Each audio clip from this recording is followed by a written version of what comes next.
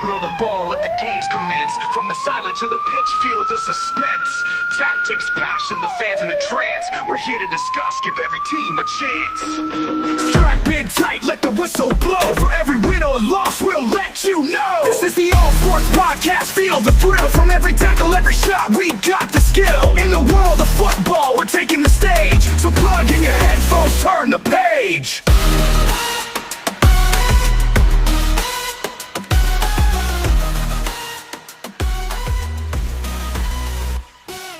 What's going on, guys, and welcome back to the NFL segment of the All Sports Podcast. My name's Alejandro Rodriguez, and this is episode 6, part 1, Thursday Night Football. Let's get it. Alrighty, guys. Week 6 kicked this off with the San Francisco 49ers taking on the Seattle Seahawks. The 49ers came into this game with a record of 2-3, while the Seahawks came into this game with a record of 3-2. The San Francisco 49ers are coming off of a Week 5 loss to the Arizona Cardinals, which was a really disappointing loss for this 49ers team, who lost by 1 last week. And same thing for the Seattle Seahawks, who also came off a loss to the New York Giants. They lost by 9 in Week 5. So this matchup was definitely one to watch, especially for a Thursday night game. And this is why. So let's talk about the 49ers. They came off a 1-point loss to the Arizona Cardinals last week, where Brock Purdy threw for 244 yards with 1 touchdown. He also had 2 interceptions on the game. Jordan Mason was their leading rusher in this game with 14 carries and totaling out to 89 yards. And recently returning Brandon Ayuk led the San Francisco 49ers in receiving yards with 147 total on 8 receptions, while tight end George Kittle also received 8 receptions with 64 yards in total and 1 touchdown. Now, Brock Purdy himself also had a touchdown as well. There was also a couple of forced fumbles in last week's game against the Cardinals that, did almost get San Francisco the win. Unfortunately, they did end in dramatic fashion.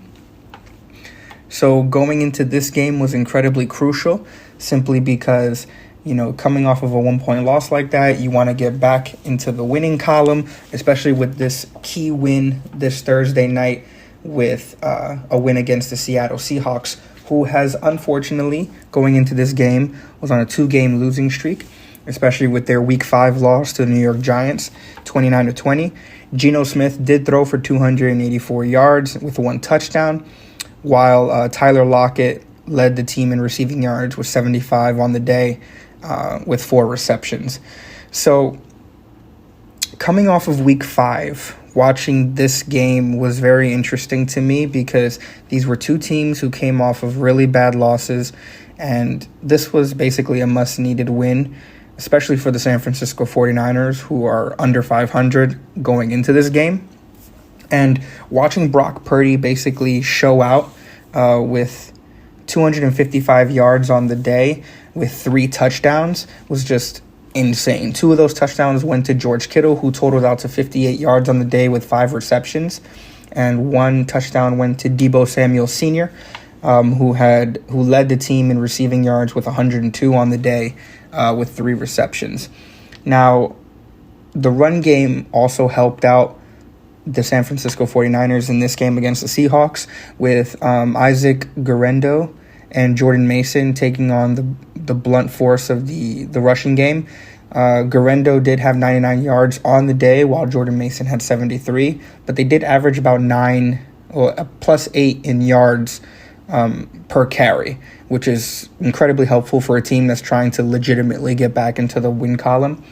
Now, watching Brock Purdy, even though he didn't go that much over his yardage compared to last week, he did capitalize with 2 more extra touchdowns compared to last week, which was definitely something that, was great for him to see, especially with, a lot of people saying that, he threw 35 times in Week 5. He only completed 19, while this time around he threw 28 times and completed it 18 times.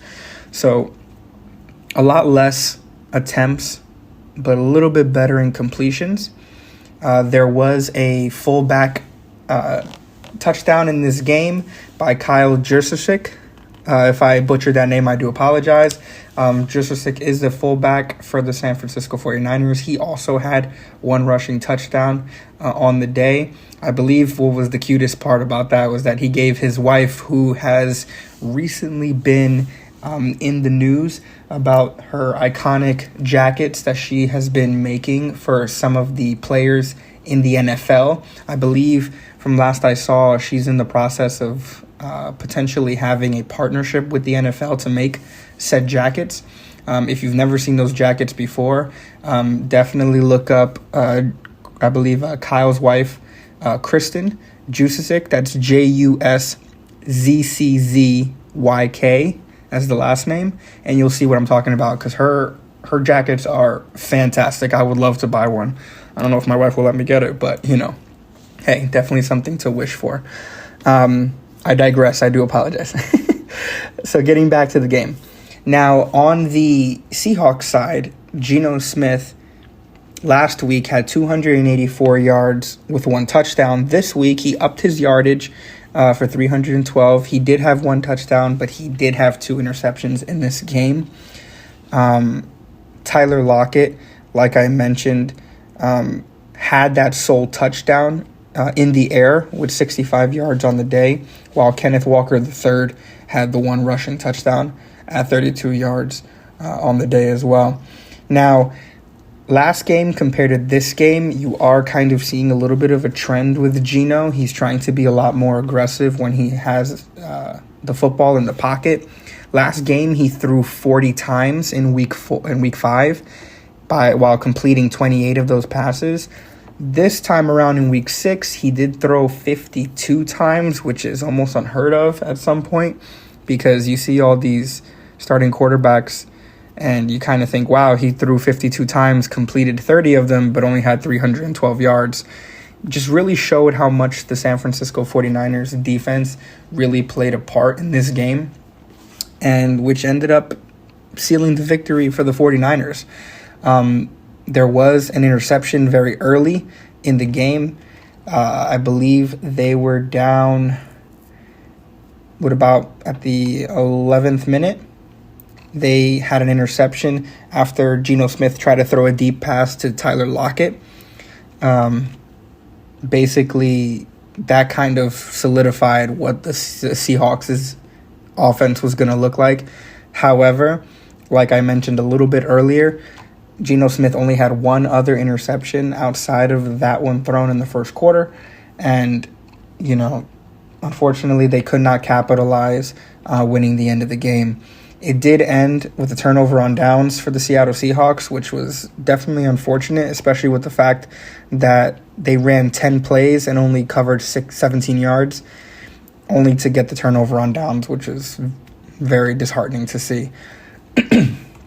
If I do sound a little sick, I do apologize. I am fighting a flu, so bear with me if I sound a little groggy. But, this game was very interesting, like I had mentioned earlier, because here we are. You have the San Francisco 49ers, who were just in the Super Bowl last year against the Kansas City Chiefs, and you're very surprised as to why they seem to be having this such slow of a start in the beginning of the season. This is week 6. You're playing a Seattle Seahawks team that went 3-0 in their first 3 games and then just came off of a 2-game losing streak. So you kind of have that mental advantage going into this game. But to watch, Brock Purdy, basically go off in this game with 3 touchdowns compared to last week's 1 in the air, basically is just showing you how much Brock Purdy is trying to not change his game per se, but more of solidify the fact that he is the starting quarterback. Obviously, there are no other, replacements. The team has never mentioned of, replacing him whatsoever. But there's been a lot of expectations on Brock Purdy since he became the starting quarterback for the 49ers. So it's almost like an unfair advantage that he must feel. And obviously, I'm not an NFL insider. I don't have special ties to Brock Purdy, even though that would be cool. or any football player for that matter. But having Brock Purdy go 255 with 3 touchdowns is incredible, especially this pivotal game that they needed to win so that they get to 500, was awesome to watch. Now, obviously, Jordan Mason did get hurt in this game toward the end, I believe. To my knowledge, at the making of this recording, no news has popped up whether he will play for Week 7. But, prayers up for Jordan Mason. I do believe that the returning Brandon Ayuk, even though he had a monster game last week in Week 5, he only put up 37 yards on the day. Deebo Samuels was basically, like I mentioned, the high man in regards of receiving yards. And him and George Kittle basically were a 1-2 wrecking ball punch, because George Kittle, in my opinion, has been one of the best tight ends in the NFL. So watching him struggle in the beginning couple of games, like the first 4 weeks, and now kind of watching him get back into the swing of things, especially with the fact that last week he only had 64 yards on the day. Today he had less, but he had 2 touchdowns, so that's 1 more touchdown than he had in Week 5. So watching him kind of get back into the swing of things was also very good to watch, because, I thoroughly enjoy watching George Kittle play. I believe, to my knowledge, the man is about, 6'5", 6'4", and he's like basically 250 pounds, and this man is just a monster. He's been a monster since he played in Iowa, and, shout out to my coworker who's from Iowa. So George Kittle has always been someone I enjoyed watching. Him, another, besides Mark Andrews in Baltimore and Travis Kelce in Kansas City, I like George Kittle's game. I like how he complements the entire offense, especially with the fact that you have a dual threat in Deebo Samuel Sr., who last year kind of played that wide receiver and running back role. Now he's fully taken over the wide receiver role, and sometimes he's kind of taken upon the running back. But people who watch the NFL know that Deebo Samuels is a true wide receiver. But a lot of people who don't know Deebo, if you looked at his highlights throughout college, especially when he came into the league, you kind of did realize that he was going to be something special, especially with the fact that his coaches and even some scouts were saying he would be an amazing running back. But, he wanting to play wide receiver, took it upon himself to obviously be the wide receiver that he is today. So as of right now, after this game, the San Francisco 49ers are 3-3, and the Seahawks have now lost their 3rd game in a row. Now, for Seattle, it's a little bit of a weird position to be in right now, because Geno has been relatively throwing for the same amount of attempted passes in the past 4 weeks, even though he does lead the NFL in yards. Going into the game, he was 1,466 yards. But now it's, kind of questionable. Like, what do you do with the fact that Geno is now only throwing 1 touchdown? You're noticing he's throwing a lot more interceptions. How do we feel that he has now been placed in this position? His team is now 0-3. He had been doing amazing in the first 3 games. Now he's on this 3-game losing streak.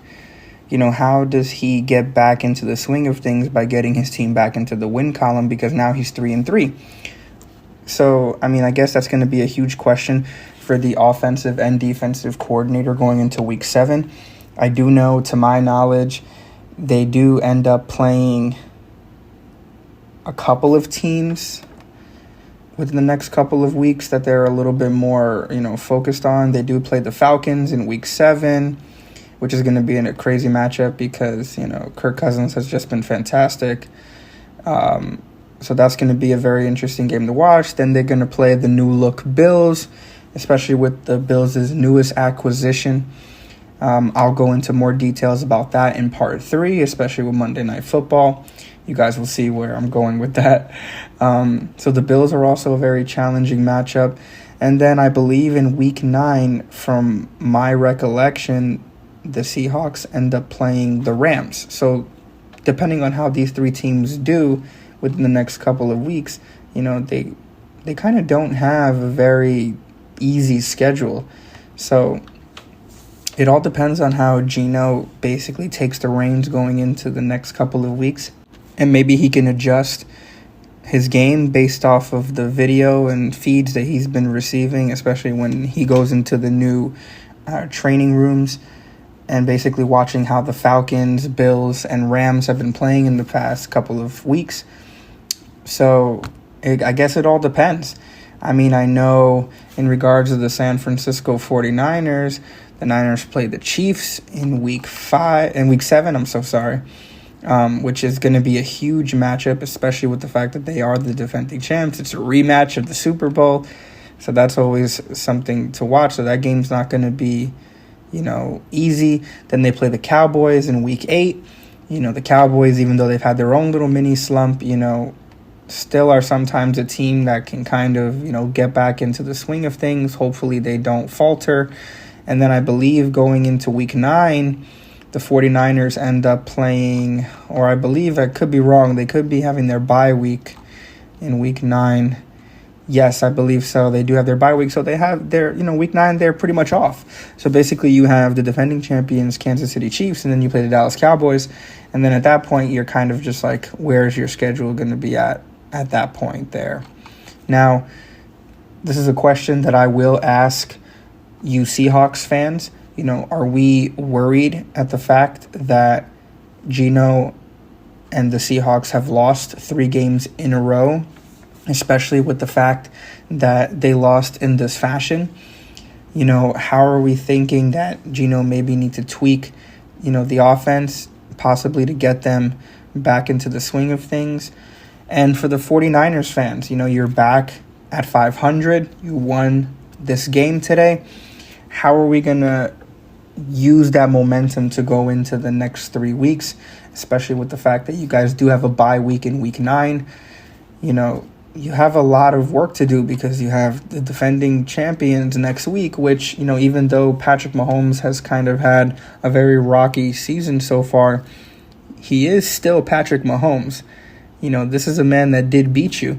So how do we feel about this Super Bowl rematch, especially with riding the piggybacks of this momentum? Definitely let me know in the comments down below this episode or on X. If I didn't mention before, our X handle is NFL_on_X. Again, that's NFL_on_X. Definitely hit me up with all of your questions, insights and thoughts based off of Thursday Night Football.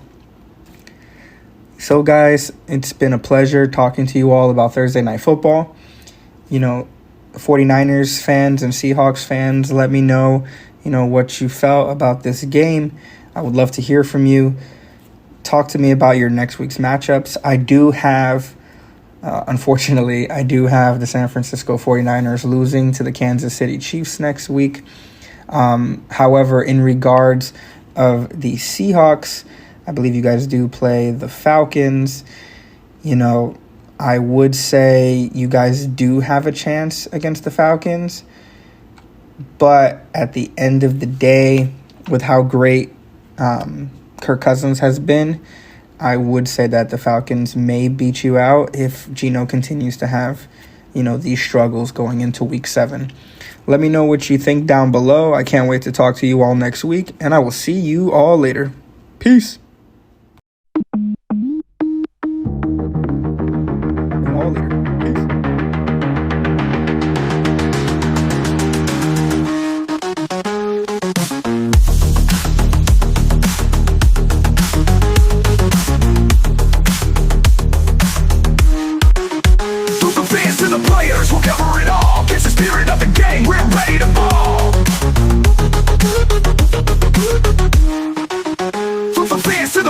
We'll cover it all, catch the spirit